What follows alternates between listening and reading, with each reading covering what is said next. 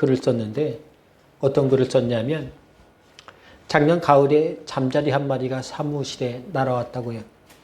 사무실에는 9개의 창문이 활짝 열려 있었는데 근데 잠자리가 나가지를 못하는 거예요. 입구를 못하게. 알다시피 잠자리는 곁눈과 홀눈을 합쳐서 눈동자가 10,000개예요.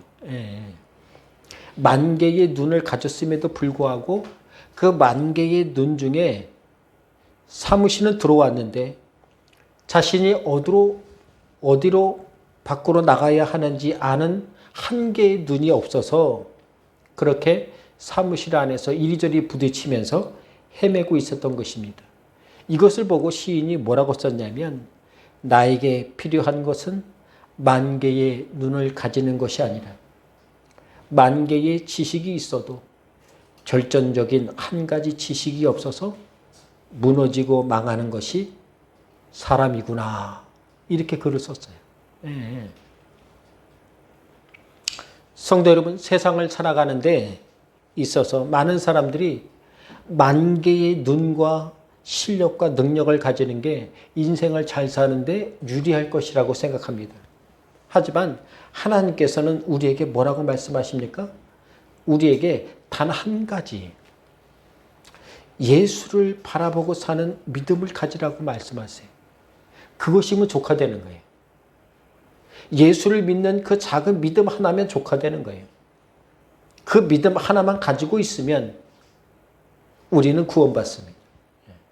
우리는 은혜 받아요. 우리는 그 믿음으로 기도할 수 있고 예배할 수 있는 믿음의 사람이 되는 것이죠. 그러니 그 한 가지 믿음을 가지고 오늘 나에게 주신 하나님의 말씀을 꼭 붙잡고 살아가는 성도 되시길 간절히 바랍니다.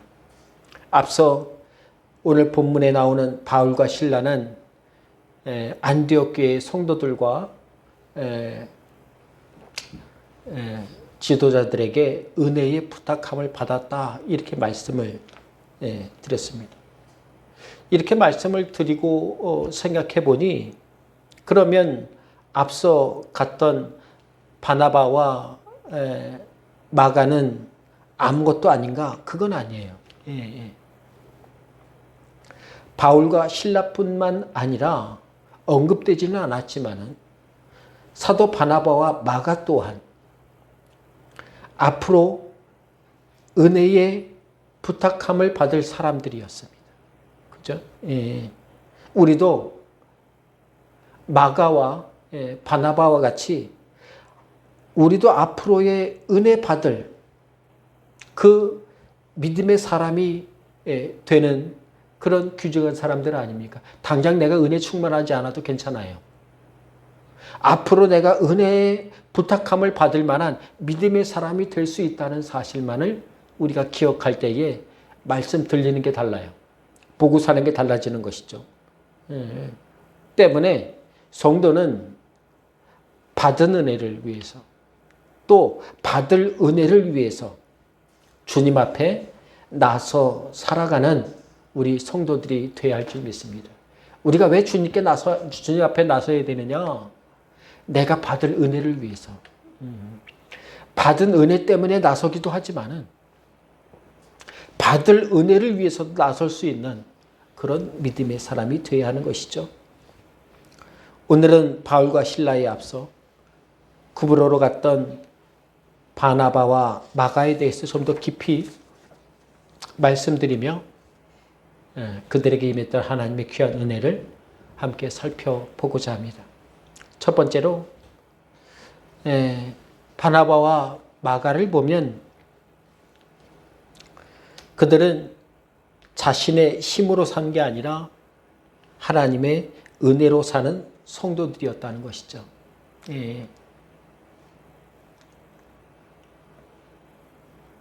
포인터 좀 주세요.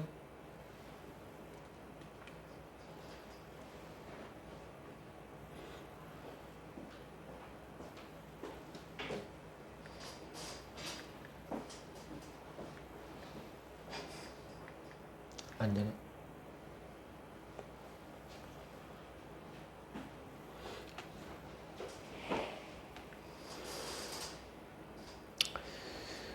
우리 성도들은요, 그래서 내 힘으로 살지 말고 은혜로 사는 그런 믿음의 사람이 되어야 됩니다. 여러분, 우리가 아시다시피 마가는 1차 선교 여행 때 도망갔던 사람이에요. 이것이 그에게 평생의 꼬리표가 되었어요.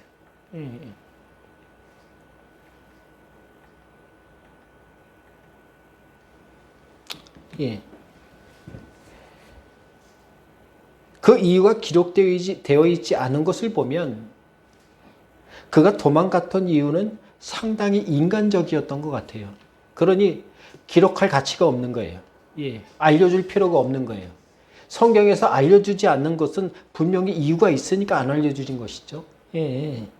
마가뿐 아니라 우리들도 세상을 살다 보면 도망가고 싶고 피하고 싶고 숨고 싶을 때가 한두 번이 아닙니다. 이걸 우리는 인간의 방어 기제죠. 내가 그 어려움을 피하기 위해서 얼굴이라도 어디에 감추고 싶은 거예요. 하지만 매번 도망가고 피하고 그렇게 살 수는 없는 거예요. 결국엔 부딪히고 살아야 되는 거죠.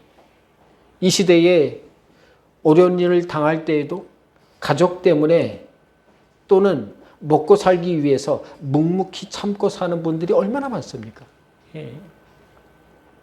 마가의 인생도 가만히 들여다보면 그의 처음은 무책임하게 도망쳤던 그런 과거가 있었지만은 그 이후에는 어떻게 해요? 더 이상 도망 다녀서는, 더 이상 피하고 잠수 타서는 안 되겠다라는 그의 결연한 마음이 있음을 보게 됩니다.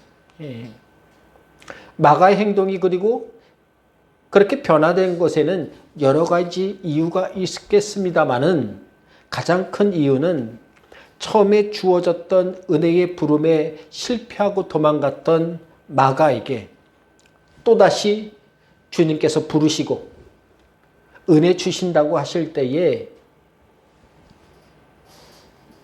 이것을 듣고 마가는 어떻게 해요? 이제부터는 제대로 믿음으로 반응하고 살았다는 거예요. 예전처럼 내가 가진 힘대로 반응하고 산 것이 아니라 믿음으로 반응하고 은혜로 반응하고 살아가는 그런 믿음의 사람이 되었다는 것이죠. 우리도 그렇습니다. 주님의 말씀과 은혜에 우리도 어떻게 해요? 제대로 반응하고 살아야 돼요. 나를 기분 나쁘게 하면 아주 늑달같이 반응하고 사는데 주님께서 말씀하시고 은혜 주실 때에는 뜨뜻미지근할 때 내 믿음이 자라지가 않아요. 내가 반응해야 돼요. 상대방이 나를 좋다고 하면 그 좋다고 하는 것에 반응을 해야 서로 커플이 되든 결혼을 하든지 할 거 아니에요. 상대방이 말해도 속으로는 좋다고 생각할지 모르지만은 겉으로 표현하지 않으면 상대방은 모르는 거예요. 여러분 내 안에 믿음이 있습니까? 그걸 표현하세요. 말하세요. 고백하세요. 그것이 성도가 은혜로 살아가는 비결이 되는 것입니다. 제가 요즘 관심 있게 보고 있는 책 중에 마녀체력이라는 책이 있습니다. 저자가 이영미 씨라는 분인데 보시다시피 삐쩍 말랐어요. 근데 이 책을 쓰기 10년 전에는 더 말랐어요. 이분이요. 이분이 40살이 되기까지 평생 하던 일이 에디터예요. 책 만드는 사람이에요. 그러니까 책상 안에서 일평생을 살았어요. 그녀의 손을 거쳐서 만들었던 책이 170권이에요. 이거 엄청나게 만든 거예요. 근데 그런 그녀가 체력은 말 그대로 그냥 저질 체력이에요. 저질 그 자체예요. 책은 잘 만들었을지 모르지만은 체력이 저질이고 몸이 약하니까 좀만 움직여도 힘들고 짜증나고 쉽게 포기하고 책 만들고 빼고는 할 줄 아는 게 아무것도 없는 거예요.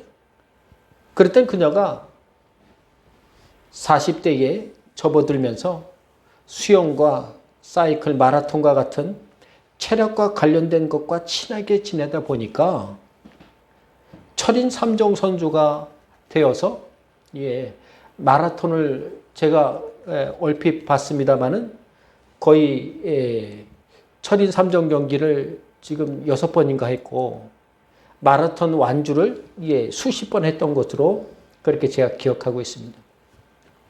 중요한 것은 그녀가 그렇게 마녀 체력을 소유한 운동꾼이 되었다는 게 아니에요. 체력이 좋아지다 보니까 덤으로 세상 보는 눈이 완전히 달라졌다는 것을 그가 말하고 있다는 것입니다. 그녀는 말합니다. 체력을 회복하고 보니까 예전엔 눈에 들어오지 않았던 하고 싶고 보고 싶고 가고 싶은 것이 달라지기 시작한 거예요. 지리산 한번 올라가 볼까? 전국을 자전거 타고 한번 돌아가 볼까? 예전엔 꿈도 못 꿨던 그런 갈증을 느끼게 됐다는 거예요. 그리고 그로 인해서 자신의 인생에서 새로운 희열을 경험하고 살게 되었다고 글을 맺고 있습니다. 여러분, 세상의 모든 사람들이 자신의 몸을 자기 딴에는 어떻게 해요? 마음껏 움직이고 산다고 하고 있습니다만은 삶에서 희열을 느끼고 삶에서 감사를 하게 되고 은혜를 충만하게 경험하고 사는 사람은 어떻게 해요? 드물어요. 굉장히 드물어요. 왜 그렇습니까? 오늘 그녀가 체력 하나 키웠을 뿐인데 삶의 에너지가 가득 충전되면서 자신 안에 잠재되었던 무한한 잠재력을 깨우게 되고 이것으로 인해서 내가 타고났다고 생각했던 성격이 바뀐 거예요. 행동이 바뀐 거예요. 저는 이 책을 읽고 감명받았던 게 그녀가 체력 하나 챙겼더니 인생에 활력이 생겼다는 글을 읽고 어떤 생각을 제가 했냐면 사람이 예수를 제대로 믿고 나면 어떤 체력이 생길까? 그죠?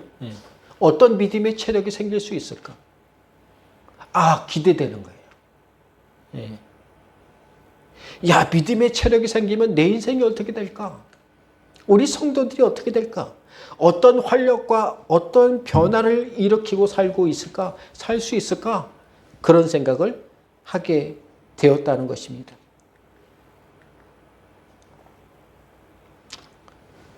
사랑하는 성도 여러분, 무엇이 내 삶과 가정과 인생에 체력이 되고 밑바탕이 되어서 나를 자꾸 그쪽으로 어떻게 해요?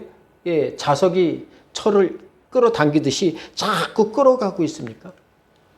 여러분, 그 체력이 바로 내 삶을 좌지우지하는 거예요. 저질 체력이 인생을 괴롭게 하듯이 저질 신앙으로는 세상에 어떻게 해요? 늘 넘어지고 쓰러지고 무너져 살 수밖에 없다는 거예요. 저질 체력도 문제지만 저질 신앙도 이 시대에 너무나도 문제거리가 되는 거예요. 이단에 빠지는 사람들 어떻게 해요? 신앙이 저질이어서 그래요. 왜 믿음의 바른 대로 교회가 서지 못하고 성도가 서지 못하나? 여기에서는 우리 교회도 포함되고 우리 저 자신도 포함됩니다만은 우리 신앙이 저질이라 그래요. 성도는요, 은혜를 체력처럼 쓰고 살아야 돼요. 성도는 기도를 체력처럼 쓰고 살아야 돼요. 그래야 세상 체력으로는 나이가 들면 점점 힘이 빠지고 어려운 것이 당연한 것이지만은 하나님의 은혜를 체력 삼고 살아가면은 그 사람은요, 장년이 되고 노년이 되어도 그는 어떻게 해요? 더 큰 하나님의 은혜의 체력으로 살게 되는 거예요. 성경은 그걸 가르쳐주고 있습니다. 아브라함이 믿음이 빛났을 때가 여러분 100세가 됐을 때예요. 그가 불림받았던 75세도 대단했지만은 하나님께서 내가 너에게 믿음의 아들을 주리라. 왜 믿음의 아들을 100세에 주셨을까? 100세에도 하나님이 역사하시니까 아들을 주셨는데 내가 하나님께 무엇을 못 구하리라? 못 구할 수 있을까? 이런 생각을 아브라함은 가졌다는 거죠. 그 믿음이 어떻게 해요? 대단해진 거예요. 모세는 그의 나이가 80세가 되어서야 믿음의 눈이 떠졌어요. 하나님께 무엇이든 구할 수 있을 만한 믿음이 되었다는 거예요. 그러니 여러분, 내 체력을 위해서 내 체력만 마녀 체력이 되기를 우리가 힘쓰는 것이 아니라 우리 신앙이 저질 체력에 빠지지 않고 저질 신앙에 빠지지 않고 은혜의 체력으로, 기도의 체력으로, 말씀과 감사의 체력으로 살아가는 데 부족하면은 귀한 믿음의 사람이 되도록 우리는 힘써야 되는 것이죠. 오늘 본문에 등장하는 마가를 보세요. 그는 지금까지의 신앙을 책망받았던 저질 신앙의 사람이었어요. 그죠? 예. 바울이 보기에 마가는요, 어떻게 해요? 신앙이 저질이에요. 같이 상종 못 하겠어요. 예. 그래서 마가를 데려간다는 것은 일꾼이 아니라 어떻게 해요? 짐꾼으로 전락해버리는 거예요. 그러나 그의 나중은 어떻습니까? 은혜의 체력이, 믿음의 체력이 넘쳐 흐르는 귀한 믿음의 사람이요, 일꾼이 되었다는 것을 우리는 알 수 있습니다. 이 한 주 내가 가진 체력으로 있는 힘 없는 힘 잔뜩 힘주고 살아가지 마시기 바랍니다. 세상에서 얻은 힘은요, 쓰면 쓸수록 빠지게 돼 있어요. 나이가 들면 들수록 어떻게 해요? 근육이 소모돼요. 예. 우리 한 사람이 제 다리 보더니 날씬해졌다는 게 좋은 말이 아닌 것 같아요. 늙었다는 얘기잖아요. 죄송합니다. 사람은요, 35세에서 40세가 되면 그때부터 근손실이 일어난다는 거예요.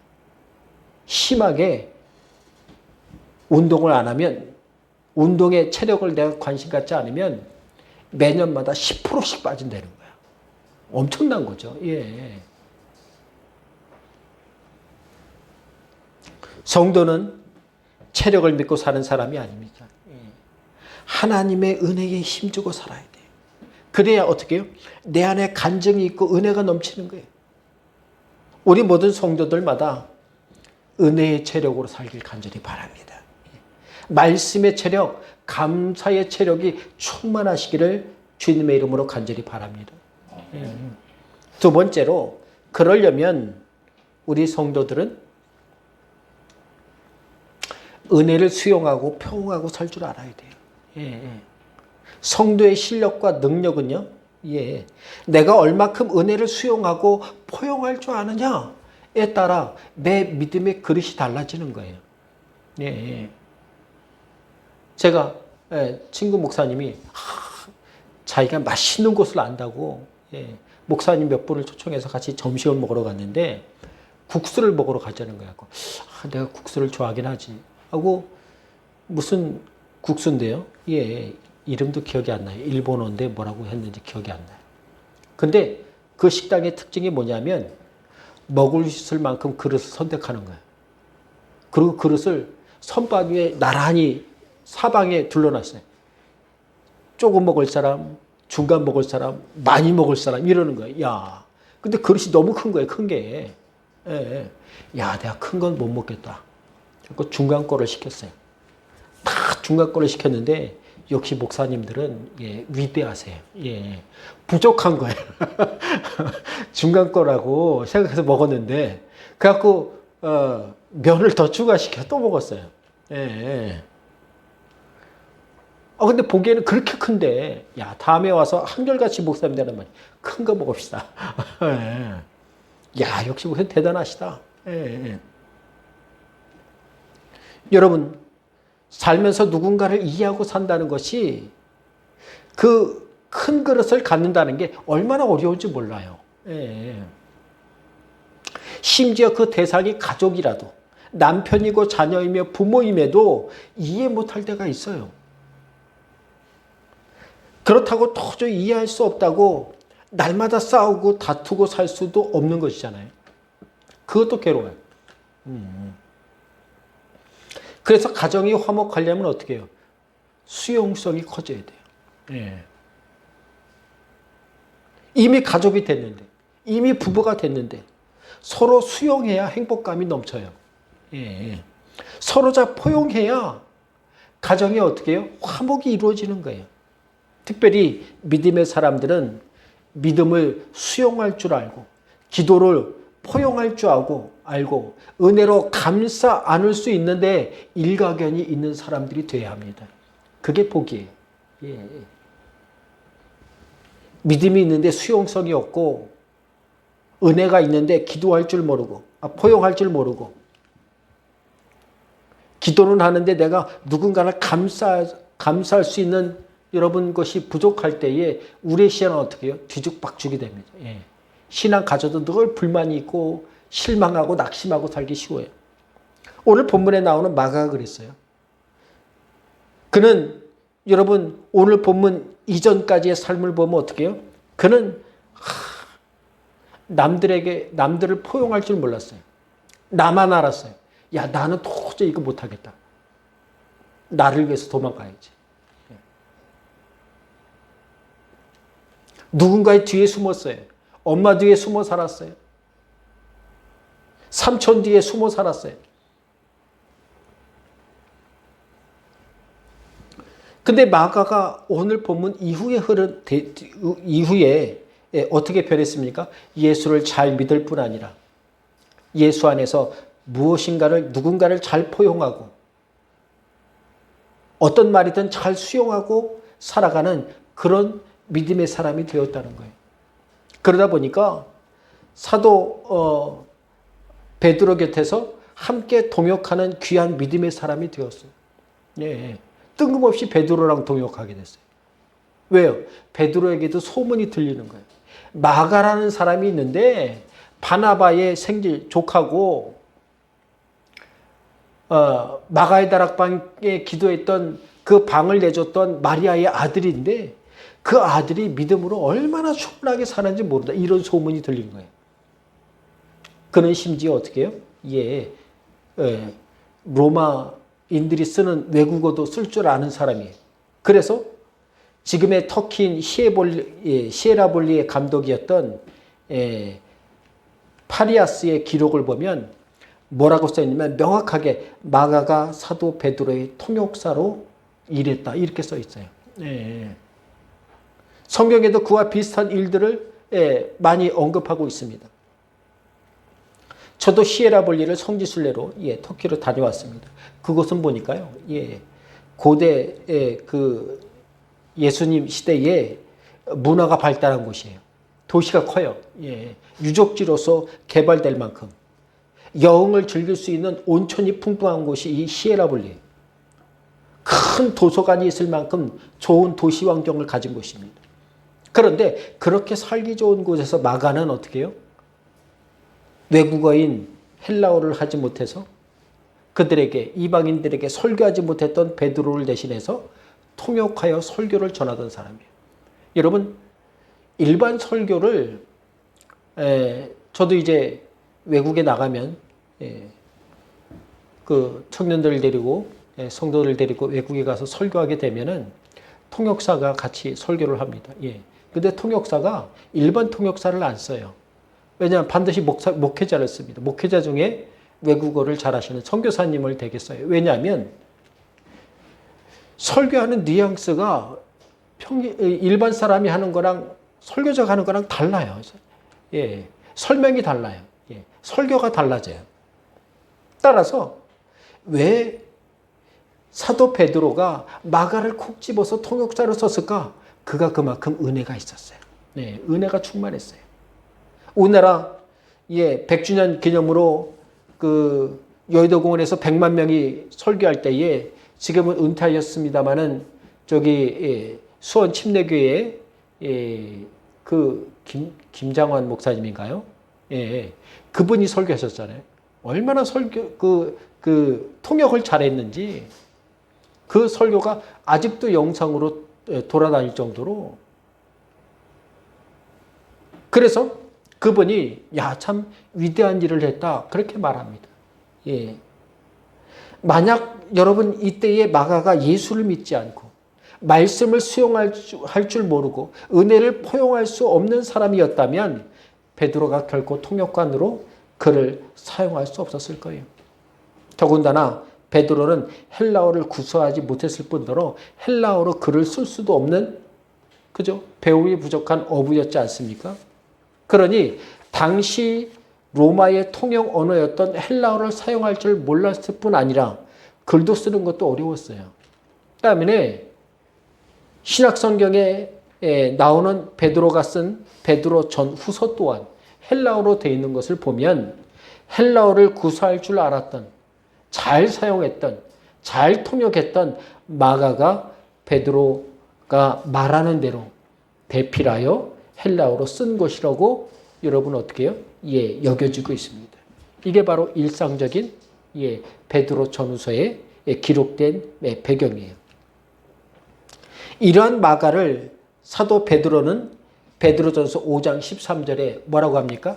택하심을 받은 베드로에 있는 바벨론에 있는 교회가 너희에게 문안하고 내 아들 마가도 어떻게 해요? 그리하느니라.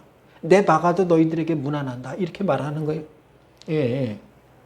베드로는 마가를 내 아들 마가라고 소개하고 있어요. 그만큼 사도 베드로는 마가를 소중하게 여겼어요. 귀하게 여겼어요. 자녀처럼 여겼어요. 친밀하게 여겼어요.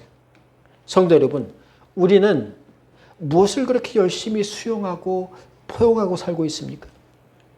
바라기는 세상이 내 삶에 우겨 넣으려고 하는 것들, 내 신앙을 떨어뜨리고 연약하게 만드는 것들, 그런 것들을 어떻게 해요? 내 삶에 자꾸 우겨 넣어서 그것을 에너지 삼지 마세요.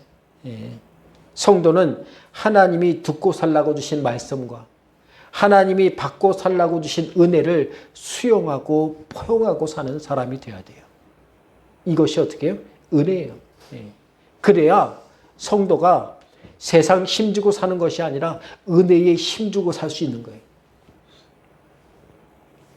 술 주정꾼인 아버지 밑에서 자란 두 아들이 있는데 한 아들은 다행히 성직자가 되었고, 근데 다른 하나는 어떻게 해요? 다른 아들은 아버지와 똑같이 술 주정꾼이 되고 말았어요. 그래서 사람들이 술 주정꾼 아들에게 먼저 물었습니다. 당신은 왜 술 주정꾼이 되었습니까? 왜 이렇게 됐어요? 그랬더니 그 말을 들은 술 주정꾼 아들이 뭐라고 말했냐면, 그럴 수밖에 없지 않습니까? 평생에 술만 드시는 아버지를 보고 자랐으니 내가 술 주정꾼 되는 게 당연하잖아요. 그렇게 말을 한 거예요. 그 말을 들은 기자가 이번에는 성직자가 된 아들에게 물었습니다. 당신은 어떻게 여기까지 오게 되었습니까? 그랬더니 그 성직자가 된 아들이 뭐라고 말했습니까? 그럴 수밖에 없지 않습니까? 평생 술만 드시는 아버지를 보고 자랐으니 어떻게 나까지 술을 입에 대고 살 수 있겠습니까? 라고 말했다는 거예요. 똑같이 느꼈지만은 반응은 달랐다는 거예요. 사랑하는 성도 여러분, 그러니 내가 무엇을 수용하고 듣고 마음에 새기고 사느냐가 중요한 거예요. 내가 새기고 사는 것이 내 삶에 어떻게 해요?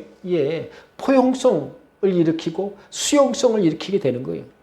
내가 수용하고 포용하고 품고 사는 것이 내 삶의 자리에서 그대로 앞으로 나고 2% 나고 꽃을 피우고 열매를 맺게 만드는 법이라는 것이죠. 말년에 바울은 그 누구보다도 마가를 찾았습니다. 그만큼 바울이 보아도 마가는 믿음직한 사람, 은혜 충만한 사람이, 위로가 가득한 믿음의 일꾼이었어요. 하나님께 믿음으로 기도로 은혜를 부탁하는 것을 우리도 어떻게 해요? 주저하지 말아야 돼요.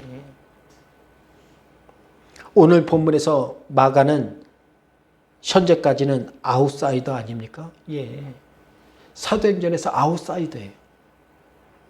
주님의 일에 방해되는 사람이었어요. 어디 가서도 일꾼이 아니라 짐꾼이 되는 연약한 사람이었어요.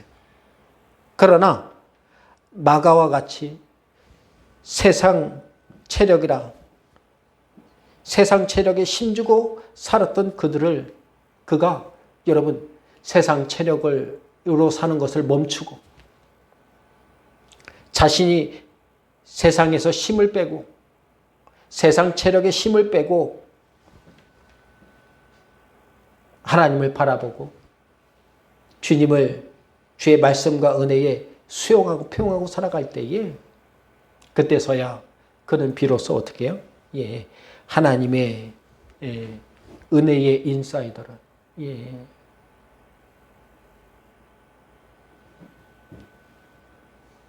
살 수 있었던 것을 보게 됩니다.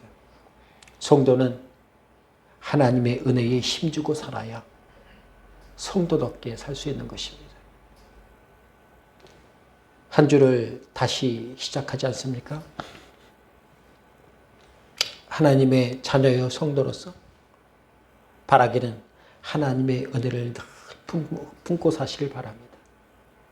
하나님이 주신 말씀을 수용하고 하나님께서 깨달음 주시는 것을 포용하고 살아가므로 오늘 본문의 이후에 나오는 마가와 같이 믿음의 체력으로 은혜의 체력으로 살아가는 우리 모든 성도 되시기를 주님의 이름으로 간절히 바랍니다. 아멘. 기도하겠습니다.